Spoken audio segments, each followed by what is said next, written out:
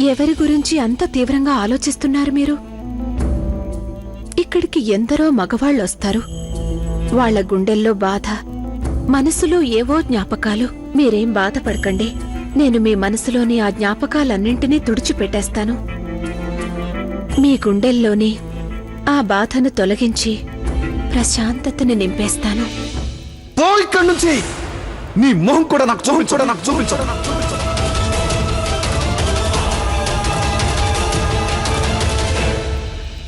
కొంచెం చూసి నడవండి రాకుమారా, చూసి నడవండి.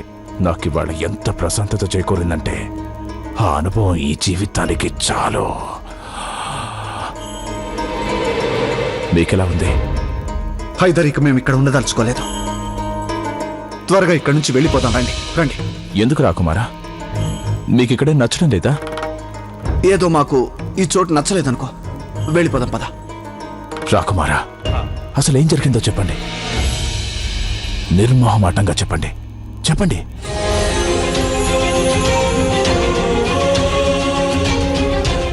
ద్వేషిస్తున్నాం మేము. ఓ అనార్కలిని మేము ద్వేషిస్తున్నాం. కానీ తను మా మనస్సుల నుంచి కదిలి వెళ్ళనంటోంది. మేము ఎక్కడికి వెళ్ళినా సరే తన జ్ఞాపకాలు మమ్మల్ని అనుక్షణం వెంటాడుతూనే ఉన్నాయి. ఇప్పటికీ తన జ్ఞాపకాలు మమ్మల్ని వెన్నంటే ఉన్నాయి, వెంబడిస్తూ ఉన్నాయి. ఎందుకని మేము తనని మర్చిపోలేకపోతున్నాం? మీరు తనని మర్చిపోలేకపోవడానికి ఒకటే కారణం.